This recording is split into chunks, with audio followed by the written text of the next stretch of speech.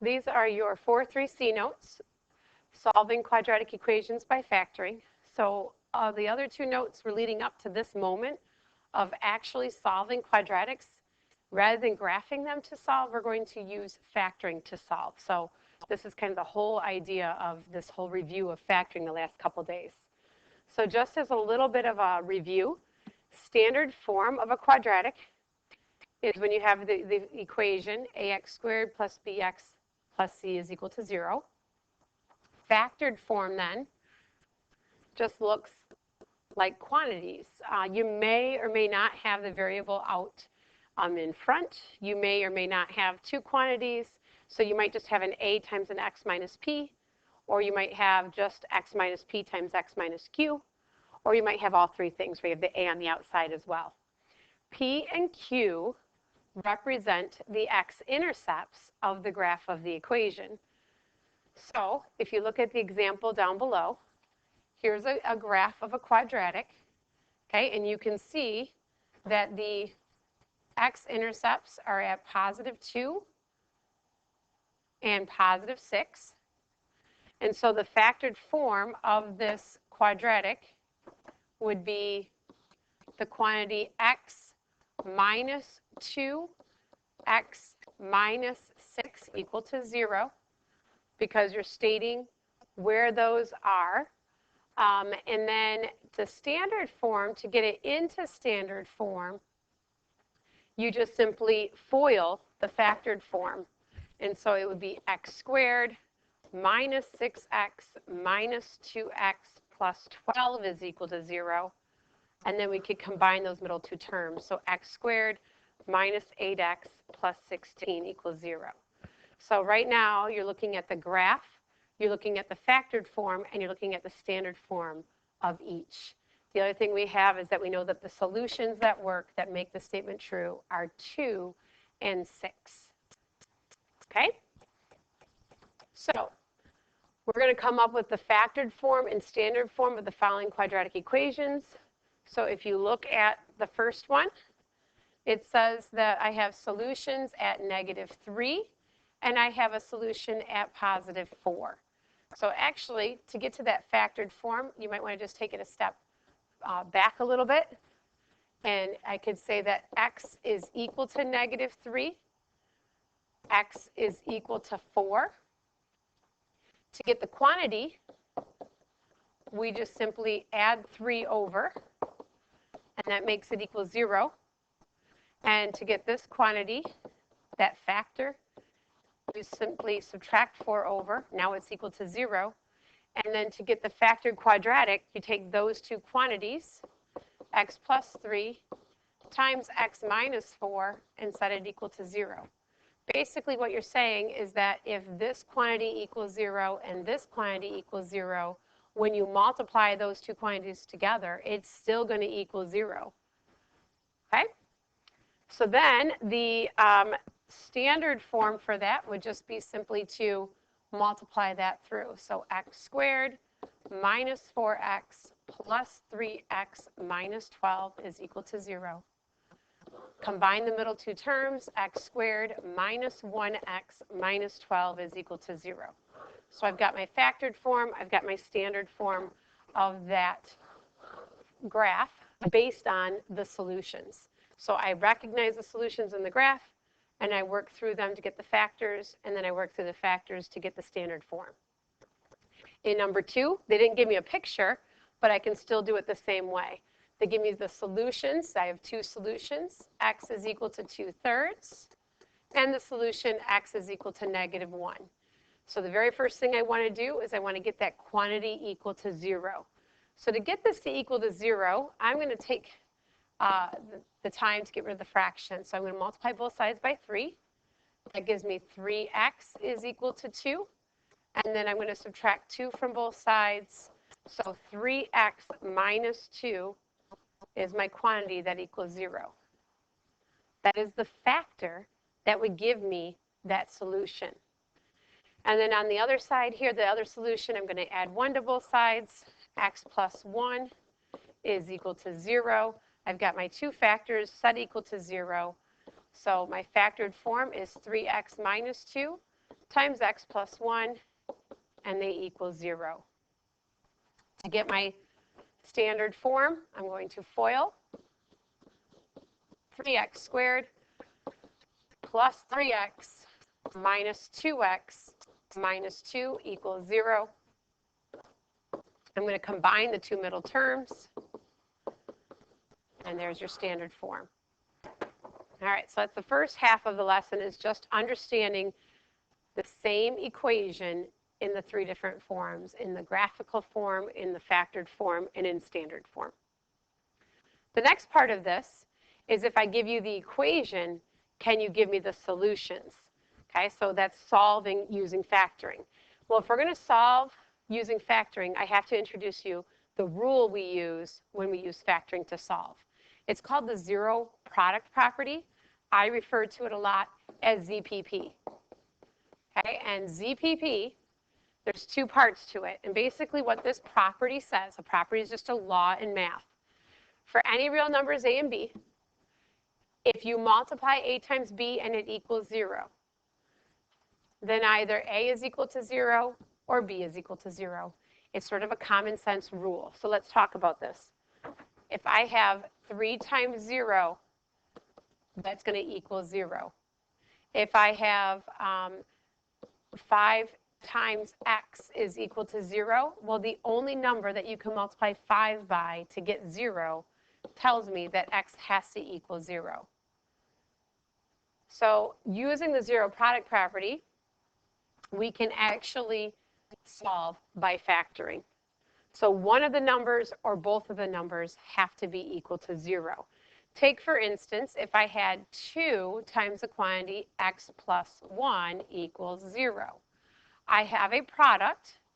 I'm multiplying a 2 by a number x plus 1. Now, when you see parentheses around this, that's one number. I'm actually multiplying two numbers together here, a 2 and whatever x plus 1 is.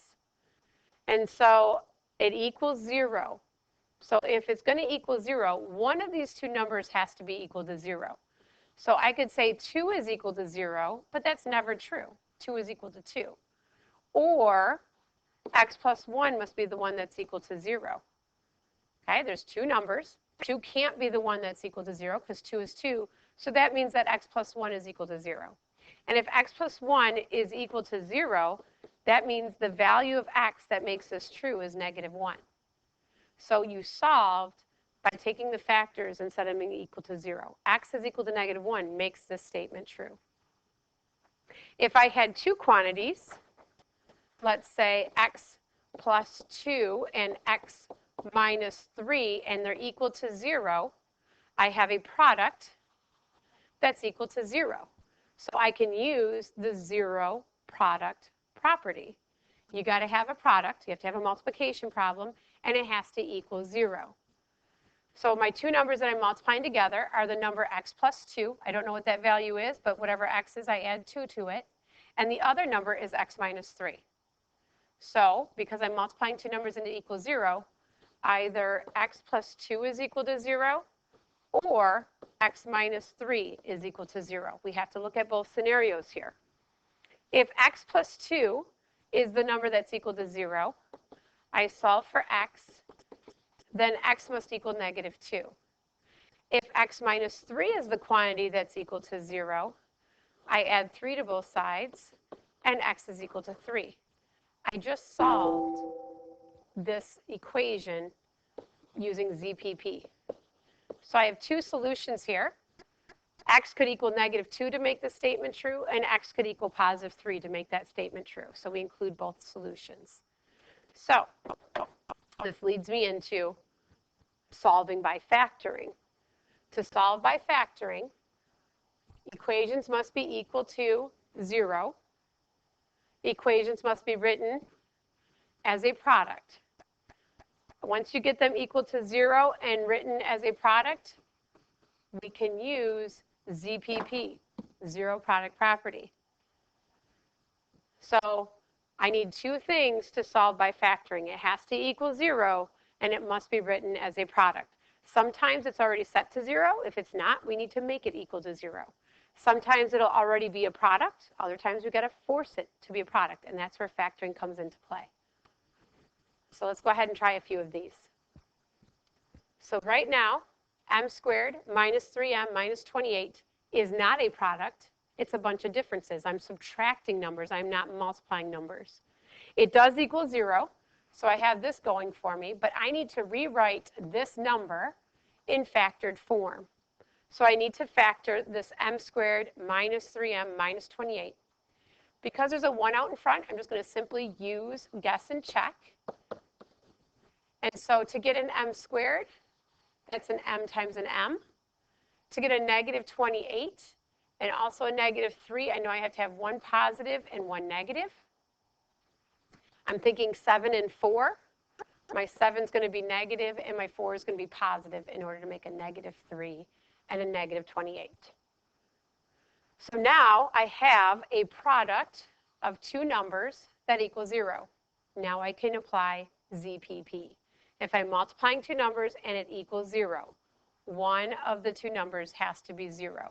So either m plus 4 is equal to 0 or m minus 7 is equal to 0. You must show this step or you're not going to have the right answer and it will not give you credit. This is applying ZPP. This is the proper progression in your work. From here, you have two mini equations to solve. So to solve this equation, I'm going to subtract 4 from both sides. M is equal to negative 4. And in this equation, I would add 7 to both sides. M is equal to 7. We just solved this quadratic without graphing, but by using factoring. My two solutions that make that original statement true are negative 4 and positive 7. What that means is if I were to actually graph that function, my graph would hit at negative 4 and positive 7. It's opening up. It would have a y-intercept of negative 28. So it would be something like this. Okay? But the whole point of it is that we don't have to graph anymore. I just want to make the connection of what we did before and what we're doing now. Negative 4 and positive 7.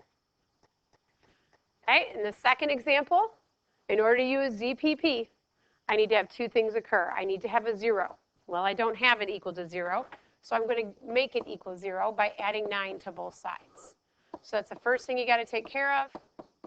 Make sure you put it in descending order where you got your ax squared plus bx plus c equal to 0. I don't have a product that equals 0. I actually have sums and differences. So I need to factor this. Because of this 4, I am not going to use guess and check. I'm going to use that little trick. So I'm going to multiply those two together. And I'm looking for a number that when you multiply 4 and 9, you get 36. And when you add, you get negative 12. The two numbers I'm looking for are negative 6 and negative 6. So I take those two numbers. I do not just write that as my factors. It is not p minus 6, p minus 6. That will not check to give you a 4p squared. So I take those negative 12p and I break it into negative 6p, negative 6p. I put the first term out in front. I put the last term in the back. And this is my 4 terms. The negative 6p is just telling you what negative 12p was before you combine like terms. Factor by grouping, take out a 2p. So that means I'm going to divide by 2p, divide by 2p. That gives me 2p minus 3. And then I need to get another 2p minus 3, so I'm going to take out a negative 3. A greatest common factor of negative 3 leaves me with 2p minus 3. This is all equal to 0. These two quantities match, telling me that they are, I'm doing it right. So I take the outside two numbers, put them together.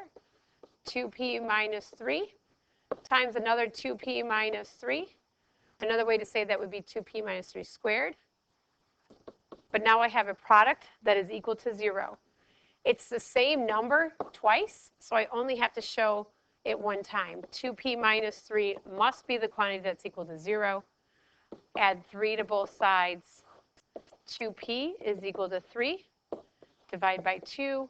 So p is equal to 3/2. So I only have one solution.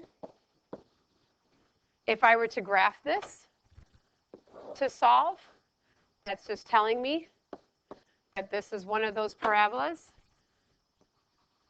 that had a vertex on the x-axis at 1.5. Just making the connection between solving algebraically using factoring and then the graphical representation of that. Okay, here, using ZPP, I got to get it equal to 0 first. So I'm going to add 1 to both sides. P squared minus 9 equals 0. I have the 0. Now I need the product. Right now I have a difference. This is actually a difference of perfect squares. P squared is perfect. 9 is perfect. So I take the square root of both, P and P. Take the square root of 9, I get 3 and 3. One's positive, one's negative to make them cancel out, equals 0. Now I have a product equal to 0. I have two numbers being multiplied together that equals 0. So either P plus 3 is equal to 0, or maybe P minus 3 is equal to 0. If P plus 3 is equal to 0, I'm going to subtract 3 from both sides. P then would equal negative 3. If P minus 3 is the one that's equal to 0, I'm going to add 3 to both sides, and P is equal to positive 3. So I have two solutions again, positive and negative 3. And what this would look like on a graph, opening up, it would go through at positive 3 and negative 3 on the graph. It is opening up. Vertex was somewhere down here. Actually at negative 9 to be exact. Okay? You will not have to graph today. I'm just making that connection. Last example.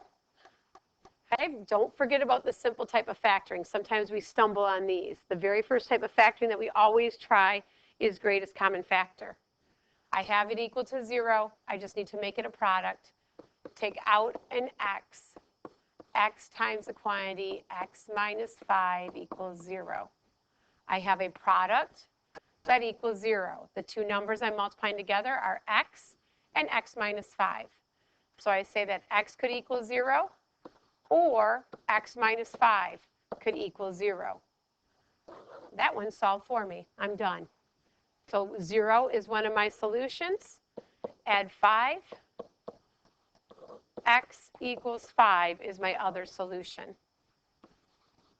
0, 5 are my solutions. One last time on the graph.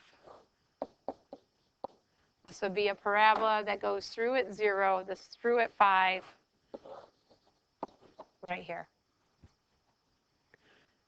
You cannot find the no solution, and you're only going to have nice numbers. Factoring is limited to nice numbers, and what I mean by nice numbers are whole numbers and fractions. Whole numbers and fractions, or decimals if you want to prefer decimal. So it will not work for no solution. You can't get no solution, and you can't get really ugly irrational numbers. All right, so your lesson summary.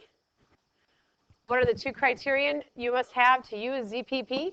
And then I want you to actually solve by factoring and using ZPP that equation. Good luck.